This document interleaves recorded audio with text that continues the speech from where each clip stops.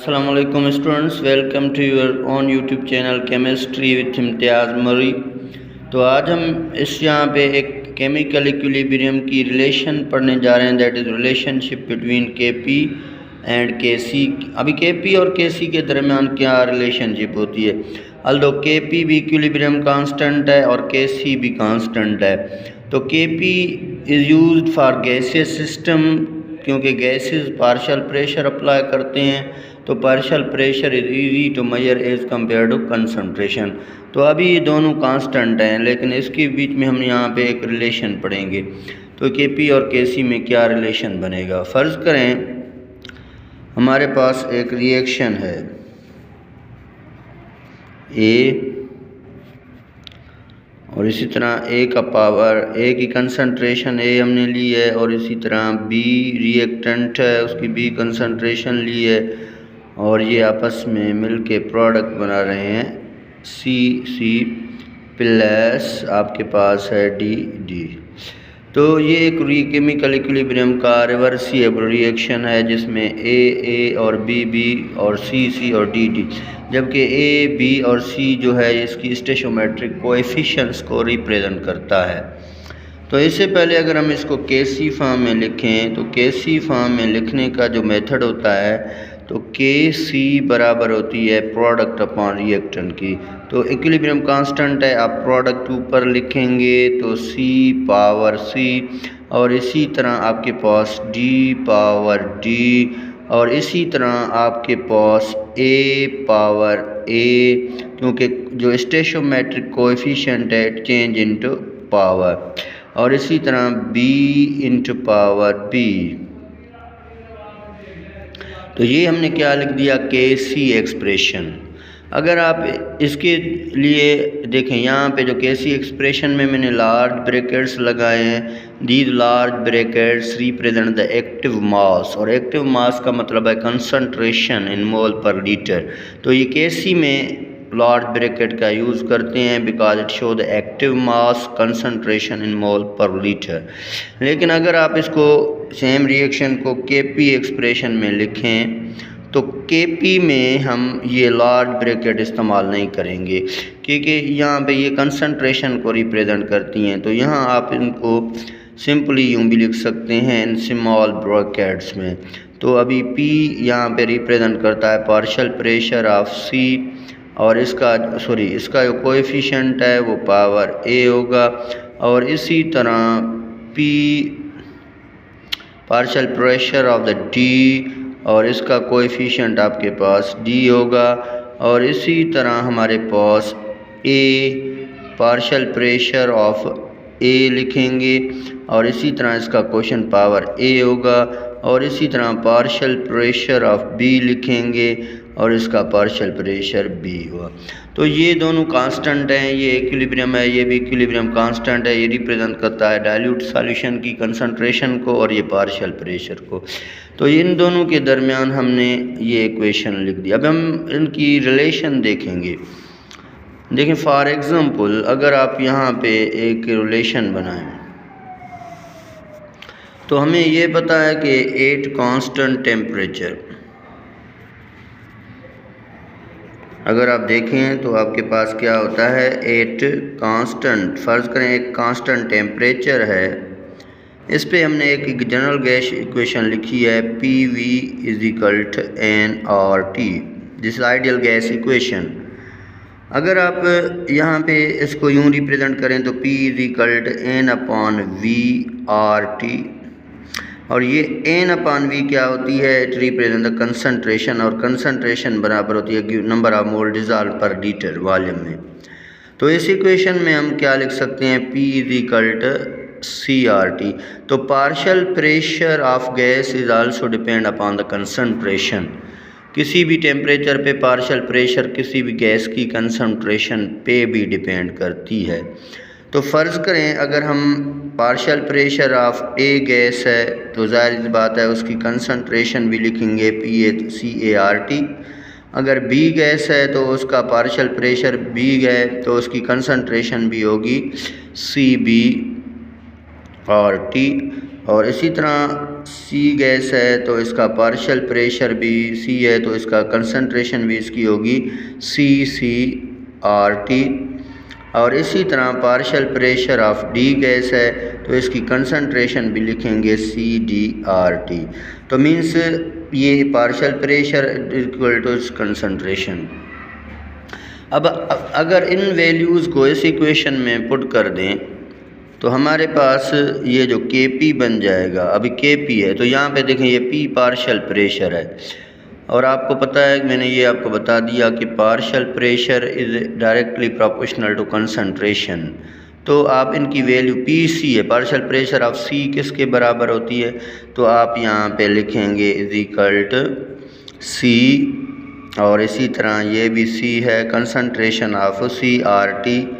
और इसी तरह अगर आपके पास पार्शियल प्रेशर ऑफ D है तो आप इसकी वैल्यू आप ये लिखेंगे, तो ये आप लिखेंगे C कंसंट्रेशन ऑफ DRT। और इसी तरह कंसंट्रेशन ऑफ A, कंसंट्रेशन आपके पास क्या हो जाएगी A, कंसंट्रेशन ऑफ ART। और इसी तरह कंसंट्रेशन ऑफ आप लिखेंगे BRT। तो अभी देखें इस वैल्यू इस P की जगह पे हमने P की वैल्यूज़ पुट कर दी। बाकी ये पावर आप यहाँ पे सेम लिखेंगे। ये फॉर एग्ज़ाम्पल ये C है तो इसका पावर आप C यहाँ पे लिखेंगे, ये D है D लिखेंगे, ये A है ये B है। तो ये आपके पास एक न्यू इक्वेशन बन गई जिसमें हमने पार्शियल P जगह कंसंट्रेशन वैल्यूज़ पुट कर दी। तो अब यहाँ पे जो कंसंट्रेशन में यहाँ पे जो कांस्टेंट है उनको अलग करके लिखेंगे। तो आपका Kp वैल्यू बन जाएगा, Kp बन जाएगा C, ये कांस्टेंट है C आप यहाँ पे लिख दें पावर C। और इसी तरह CD और इसी तरह इसका पावर D। और इसी तरह आप लिख दें यहाँ पे A और CA और इसका पावर A। इसी तरह आप लिख दें CB कंसंट्रेशन ऑफ B और B। बाकी जो आपके पास क्या बचा वो है आपके पास देखें RT सब में कांस्टेंट है, सब में RT क्या है कांस्टेंट है। तो आप लिखेंगे R और T को, और इसके पावर जो है वो है C प्लस D। अब ऊपर वाले माइनस में जाएंगे तो माइनस आपका बन जाएगा A प्लस B। अभी देखें ये जो है ये कंसंट्रेशन है, ये वैल्यूज़ किसको रिप्रेजेंट करती हैं कंसंट्रेशन, और कंसंट्रेशन को जो है हम रिप्रेजेंट करते हैं Kc में। तो Kp बराबर हो जाता है यहाँ पे जो आपकी Kp है now it is equal to Kc, क्योंकि ये वैल्यू Kc की है, Kc हमने लगा दी। और उसके बाद ये आपके पास RT है।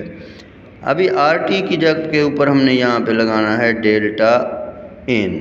तो ये जो डेल्टा N G भी इसको बोलते हैं, डेल्टा N या G, ये क्या है ये रिप्रेजेंट करेगी number of mole of product minus number of mole of reactant. तो ये एक रिलेशन बन गई बिटवीन Kp और Kc। तो Kp और Kc के दरमियान जो रिलेशन बन गई Kp is equal to Kc RT और डेल्टा N। तो this is relationship between Kp and Kc। यहाँ पे Kp कांस्टेंट है, R ideal gas, T temperature, delta N क्या है ये है number of mole of product minus number of mole of reactant. तो इस रिलेशन को देख के आप किसी भी इक्वेशन के लिए रिलेशनशिप बता सकते हैं कि Kp और Kc की रिलेशनशिप क्या है। तो यहाँ पे आपको रिलेशन बताऊंगा बिटवीन Kp और Kc की रिलेशन किसी भी। फ़र्ज़ करें आपके पास एक रिएक्शन है, हमारे पास एक रिएक्शन है H2 plus Cl2 to form 2HCl। तो आपके पास ये एक रिएक्शन है H2 plus Cl2 to form 2HCl। अभी हमें देखना है कि what is relation of Kp and Kc for this reaction. तो अभी हमने इक्वेशन ड्राइव की है कि Kp बराबर होती है Kc के, और ये RT है और इसका डेल्टा पावर n। पहले हम डेल्टा n लिखेंगे तो number of mole of product की कितनी मोल हैं 2, रिएक्टेंट की भी कितनी मोल हैं 2, तो जो डेल्टा n हमारे पास बराबर हो जाएगा 0 के। और याद कर लें जब डेल्टा n 0 के बराबर हो जाए मींस नंबर ऑफ प्रोडक्ट और number of mole of reactant दोनों बराबर हो जाएं तो इस टर्म में जो Kp है ये बराबर हो जाता है Kc के। तो इसके लिए Kp और Kc की वैल्यू इक्वल है क्योंकि number of mole product same है। क्योंकि यहाँ देखें R की वैल्यू आप लगाएंगे, T कोई भी टेम्परेचर वैल्यू है वो ऐड करेंगे तो 0 है तो इसके ऊपर पावर 0 आएगा। तो जब किसी भी चीज़ के ऊपर 0 पावर आएगा तो ये सारा टर्म 1 के बराबर हो जाएगा और Kp Kc वैल्यू के बराबर हो जाएगी। तो जब डेल्टा n 0 है तो Kp is equal to Kc। तो इसके लिए आपके पास क्या हो गया relation Kp is equal to Kc when number of mole of product और रिएक्टेंट इक्वल हैं। अभी एक और इक्वेशन अगर हम यहाँ पे लिख दें, फॉर एग्जांपल आपके पास है यहाँ पे PCl5 इस डिकम्पोज तो PCl3 प्लस Cl2। अभी इसके लिए रिलेशन देखें कि what is relation between Kp and Kc। तो देखें ये आपके पास equation same Kp is equal to Kc।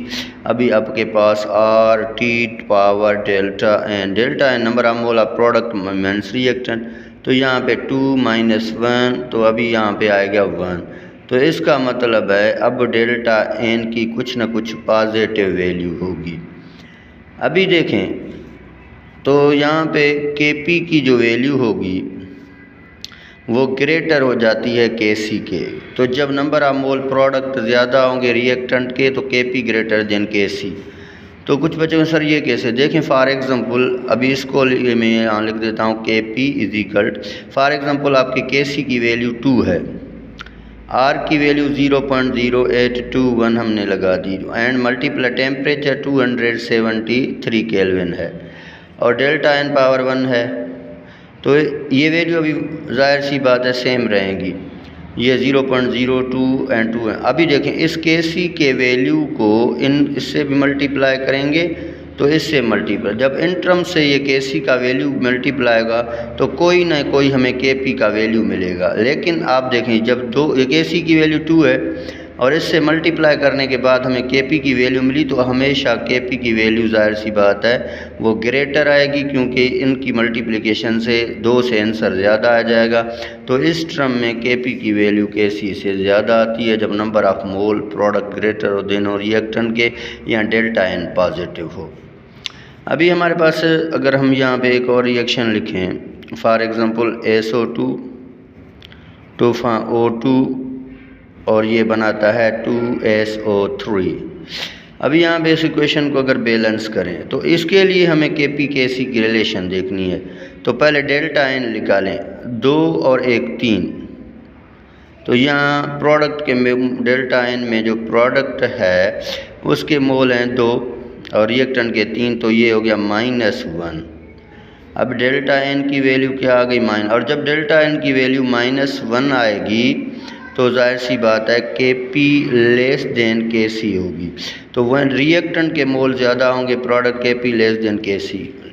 तो ये बच्चे होते हैं सर ये कैसे, देखें सेम कंडीशन है, ये आप Kp है, Kc की वैल्यू सेम फॉर एग्जांपल 2 लगा देते हैं, R की वैल्यू भी सेम 0.0821 लगा देते हैं और हमारे पास टेम्परेचर 273 केल्विन लगा देते हैं। अब इसके ऊपर ये डेल्टा n की वैल्यू माइनस है तो इसके ऊपर ये पावर माइनस आ जाएगा, तो ये आपका माइनस पावर।